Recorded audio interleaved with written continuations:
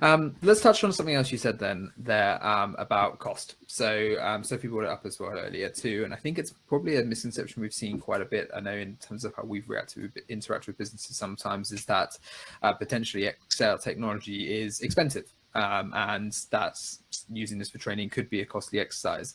You've kind of touched upon there already, I guess, what you're hoping to achieve and return those investments. Sophie, you mentioned earlier that like long term, it can be a very cost effective, I guess, method of training. Can you touch upon a little bit what you meant by that?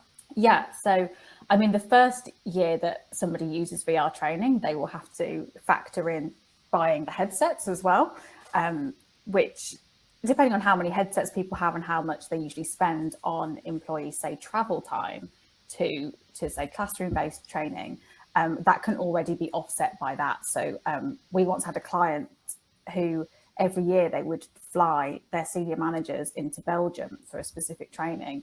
And some of those people were flying over from America for 2 days of training. So the cost in terms of finance, and as Lina mentioned about carbon footprints, was huge. And actually a flight from America to Belgium is more than the cost of one headset, for example. And I think it might be a bit different in terms of what we do as well, because we predominantly do off-the-shelf training. So we've already created experiences which we can customize, but the off-the-shelf stuff is more the bread and butter of what we do.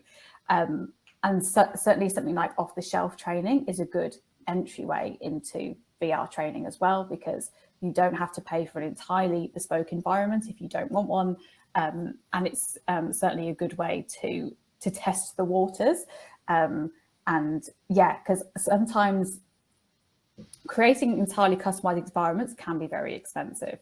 But I think the point I was also trying to make was more that if you don't have a super high budget, that doesn't matter. It doesn't mean that XR training is inaccessible for you. Yeah, great. And I guess when you're then, once you have that hardware, you can then potentially look at other experiences and other places to build that out. Tom, how about for you then, when you're looking at potentially some of these more bespoke experiences, or you're potentially looking at a studio or an agency like Sentireal that might be able to help you with producing these sorts of things? Where does, I guess, how does that conversation go typically with you and your customers around cost and what the considerations might be there? The cost consideration actually isn't the primary reason we don't do certain projects. We probably walk away from more projects than we take because it's just not suitable, you know. And I think we have always tried to be very upfront with people that we get people coming to us and they have a budget and they're bought into the idea of using virtual reality or augmented reality, and you kind of listen to them and it just doesn't make any sense, and we won't take the project on because it doesn't add anything to it. It's using technology for technology's sake. So cost isn't usually the primary driver. I think rather annoyingly for us, they're annoyingly cheap compared to other types of technology as well. I mean, the headsets now, you know, a Meta Quest, what, 300 quid? You know, even a Pico headset, we recommend the Picos rather than Meta, but what, 500, 600 pounds? The actual hardware cost tends to not really be a consideration. You're right in terms of the bespoke development cost. That can be costly depending on exactly what you want. But a lot of the applications that we're doing, it's kind of a no-brainer. You don't have to do an ROI because it just makes complete sense. You know, we're doing an application at the moment for one of the local universities in Northern Ireland that is for their engineering lab. And one of the things they do is they test reinforced concrete beams. And they literally bring these reinforced concrete beams into a lab on a forklift or something, use a crane then to bring it into some sort of press type thing. They put all these sensors on it and then they crush it and they measure it. And then they have to clean it all up, and then they have to get it out, and they have to bring another one in. It costs an absolute fortune. It's incredibly time consuming. And for them, we have built, I should say actually, I say one of our developers has built an incredible application that actually is correct. The physics are absolutely correct on it. And you can now do that in VR and immediately then bring in different types of concrete beam, different types of reinforcement. For the university, that's just a no-brainer. You don't need a calculator to work out how much money they're saving on that. That's just common sense.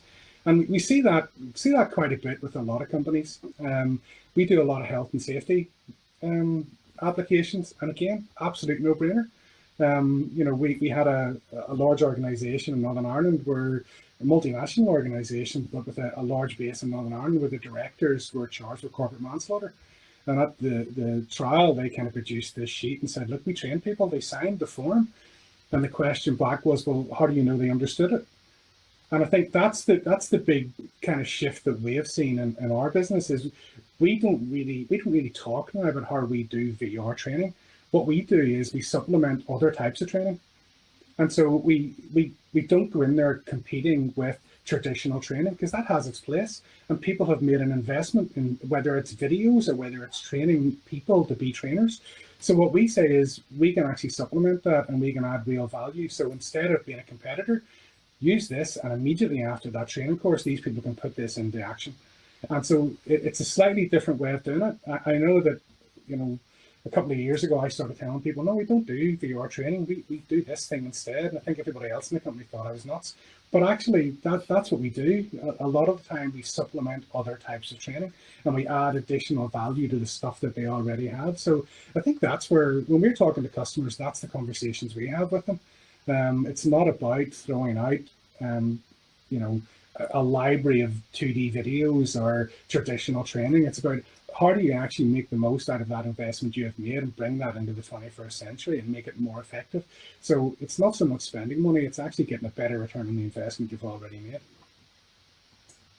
Makes a lot of sense. And I guess maybe that's an interesting, I guess, problem in itself. What are some of those situations where people have come to you, maybe with that budget to burn at end of the quarter, whatever it might be, and they said, we want to use VR, and actually, what are some of the situations where it's not useful? When would you probably advise that, you know, maybe it's not the right application? Because we all know as well, like, we love it, but use it where it's eligible, and if it can be done without it, maybe do it without it, right? One of the key areas is around soft skills. I mean, a few people have kind of mentioned, you know, about how soft skills can be very difficult to do in virtual reality. And so traditionally, we have kind of shied away from that. It's a very difficult thing to do. Now, that's what kind of led us to produce the new product that we're about to release, so that it is much easier to produce soft skills training, and training that then can be rolled out across multiple platforms. So you create it once, it'll work on a VR headset, but it'll also work on tablets or even a smartphone. We had one of the experiencers on an old Samsung S8 mobile phone, and it's fine, and it works. And it means that you can actually give this to people. Hospitality, for example, you look at hotels, you know, you go into your hotel room, and whether it's a cheap hotel or an expensive hotel, they have a way of laying out the room. And with the turnover in hospitality staff, now people like that can actually just look at a tablet, take a photograph of the room the way it's supposed to be, and use 360 images to actually then test people what's missing, what's in the wrong place. And we can gamify that as well. So that's what led us to kind of produce that type of application, or that type of authoring platform. And that would kind of be the biggest one. We don't really want to get involved in massive complexity where it's a bottomless pit, and a lot of times with soft skills it can be like that.